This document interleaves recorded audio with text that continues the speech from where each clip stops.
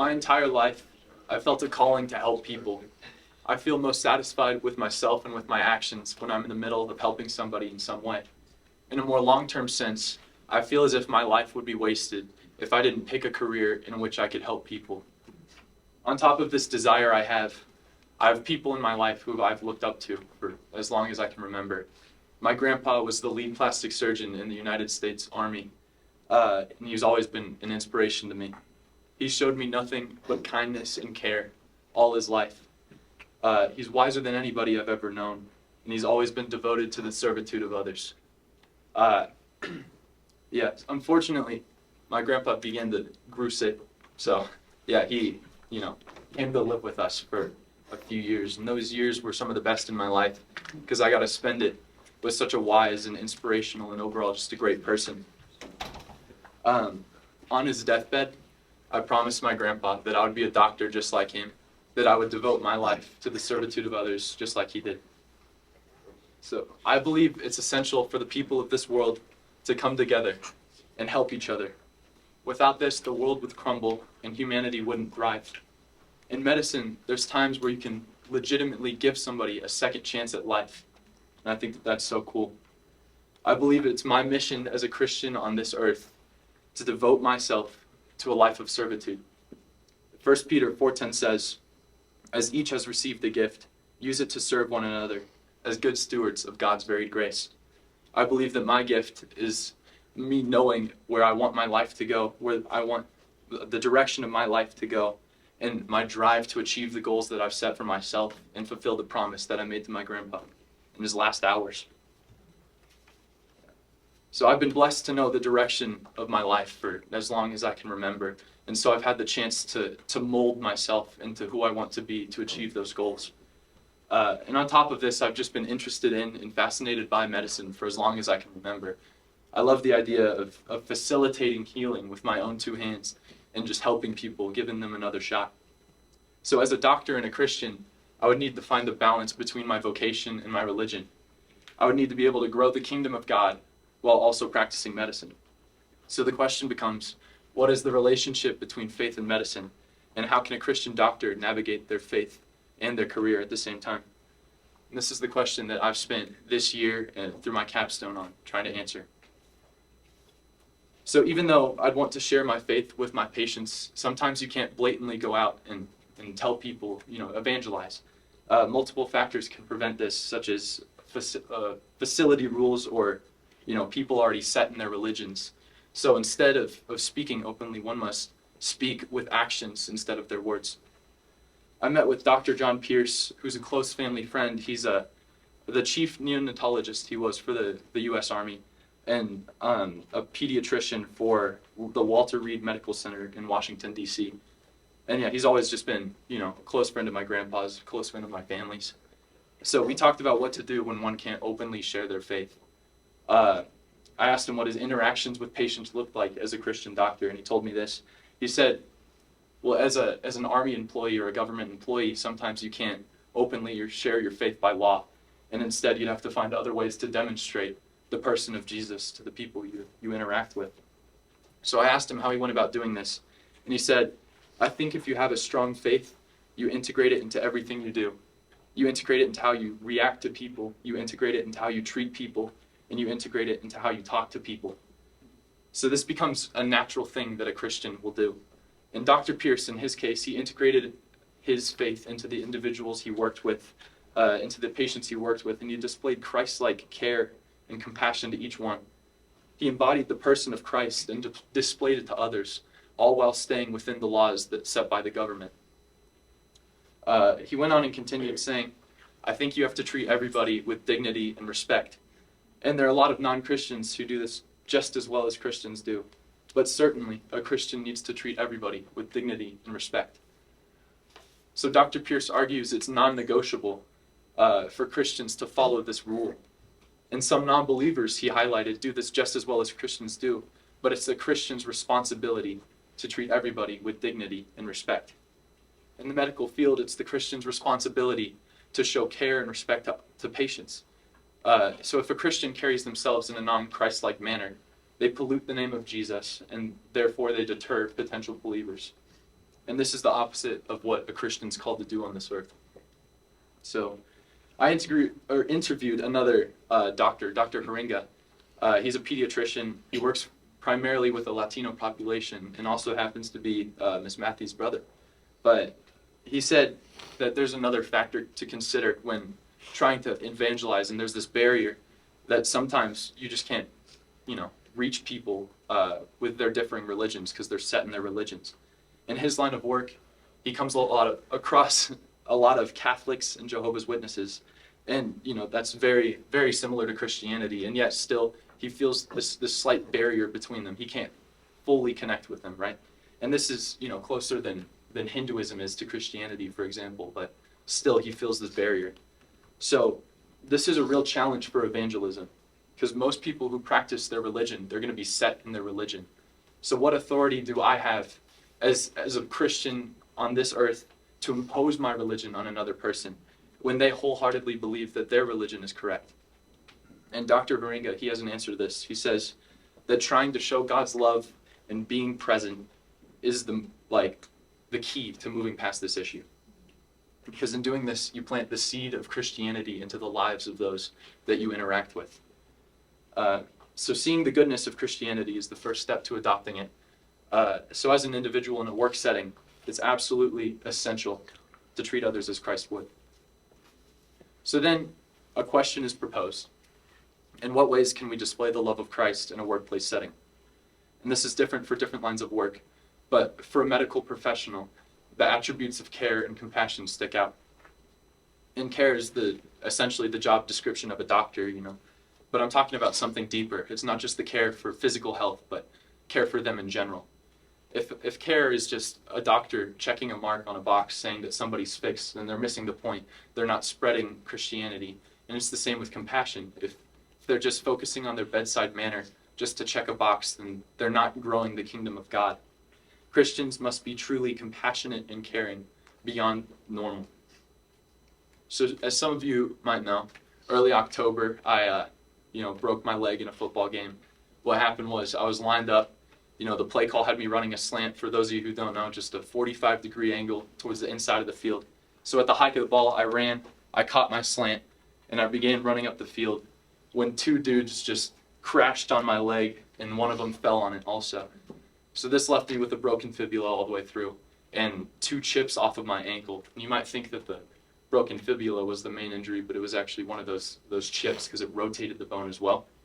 So anyways, this injury had me, needing surgery, and that right there is what I did for my fall experience. So before the operation, I asked my surgeon if he could film it because I'm weird like that, and he said they didn't have the proper equipment. But instead, he took pictures, which is almost as gruesome as the video would have been. So that's really great. And Dr. Bo, my orthopedic surgeon, he went out of his way to take those pictures and explain to me in detail what he actually did to me, which was really cool, just because I was interested in that. So I'm going to show you guys my open leg. And this may be graphic, okay? So for all you people who might not be able to stomach it, I'd advise you to look right over there. So anyway, this one's not bad though. This right here is the x-ray of my broken leg. Here's the broken fibula. And this is one of the cracks. The other crack is behind. This one was the main issue though. Here it is. Really cool. So this right here is a K-wire. And what they did is they lined it along the fracture and took what's called a cannulated screw and screwed that over the wire. And then this one, very awesome, okay? This is a Wheatlander, and that holds open my soft tissue, right? And what they did, they lined up and they screwed in this long plate. And I actually have a little example here that my surgeon gave me, if you want to pass that along. So that's a smaller version. It's not exactly what I have, but it's very, very exciting anyway. So Dr. Bo explained that if it was just this fibula break right here, he probably would not have done surgery. So the big plate is acting as an anchor for the radiolucent tightrope, okay, which is right here. There's a little gap. Hold on. Yes, there's a little gap right here. You can't really see it. but this is a button and this is a button, and here's the plate as an anchor to hold that tightrope together across the syndesmosis, which is just the joint between your tibia and your fibula. So yeah, very cool. So seeing my open leg while Dr. Bo explained what he did, it was pretty surreal, but it was pretty cool. But I want to focus on what Dr. Bo and his nursing staff actually did for me and how they treated me. This was obviously an emotional injury for me, as it meant the end of my high school sports career, and I couldn't participate in basketball, which is what I wanted to do. But throughout all of it, his medical staff showed me nothing but true care and compassion. Dr. Bo went out of his way to take pictures for me and explain to me in detail what he did, only because he knew that I wanted that, and he knew that I was interested in that. And the nurses, they empathized with me, and they reassured me because they knew how I felt about the situation. And one of them in particular, he broke his back playing hockey in high school, so he especially could empathize with me. And I really don't know if they were Christian or not, but this medical staff, they exemplified perfectly how a follower of Christ should interact with the patients in a medical field. And this is their profession. They get cases like me constantly, and yet they treated me with such care, such dignity and respect. And not only did I get to see my open leg and hear about the operation, but I was shown by example how a Christian medical professional should navigate patient interactions. For my future, I want to become the type of doctor to give people a sense of comfort, hope, and relief as I treat patients with the same care that I was treated with. I also got to shadow recently Dr. Workman, who's a local family care doc. She's a Christian, great woman, for a whole day. This was unbelievably valuable to me, as I got to see firsthand how to treat people with the love of Christ in a workplace setting. So Dr. Workman specializes in eating disorders, which is a mental issue on top of a physical issue. So she really did make it an intentional effort to dive into the lives of her patients and get to know them well in order to help them. And I was blessed to have the opportunity to sit in on some of these appointments for the day that I shadowed. And I saw how she had real, genuine relationships with the people that she cared for. She didn't only talk about why they were there, about their eating disorder, but how they've been doing, what they've been interested in, etc., all these sorts of things.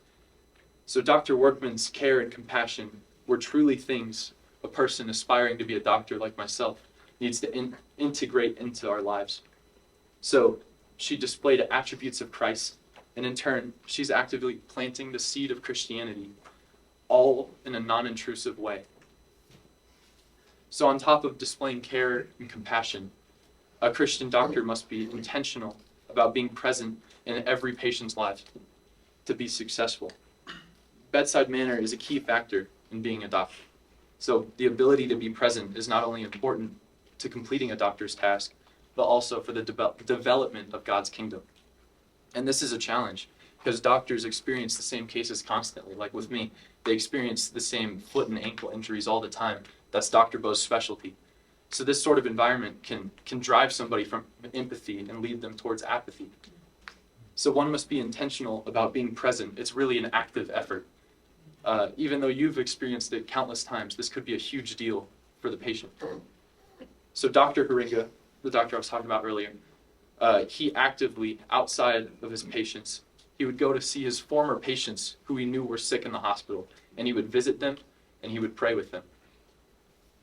So in his own time, outside of his busy doctor's schedule, he would not only know when his former patients were sick, but he would go and he would spend time with them. And if that's not showing the love of Christ, I really don't know what is. So I asked him what the most important thing to do is as a Christian, to show the person of Jesus to patients. And he said that listening was key. He said that the feeling of being understood does so much more for people than we understand, even though it's just a simple thing that we do. So listening, it's already a core part of being a doctor. You have to listen to the patient in order to diagnose and properly treat them. So how can one person show the love of Christ when what they're doing is required? And every doctor, no matter what their religion, they all practice it. And I think the answer is shown through Dr. Workman and how she makes conversation with each patient, and she remembers what's going on in each of their lives, and she makes each of them feel valued. And I think it's shown through Dr. Haringa and how he does this by he visits the people that he's formerly worked with and makes sure that they're okay, and he makes them feel valued. both of these doctors, they interact with many clients, and yet still they treat each of them with their full attention. So over the course of my life and this capstone experience, I've had the privilege to know some excellent doctors.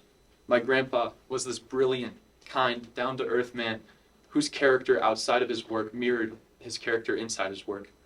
And because of my surgery, I got to meet Dr. Bo and his work and his medical staff, and they displayed genuine kindness and care to me as I was struggling with this emotional injury. And Dr. Pierce explained how sometimes you may not be able to blatantly share your faith, but he, along with Dr. Haringa and Dr. Workman, they showed me how to plant the seed of Christianity into the lives of patients in a non-intrusive way. So from these people, I learned that sometimes there isn't a direct way to share one's faith. And embodying the characteristics of Christ is key to help begin or continue the faith journey of patients or people.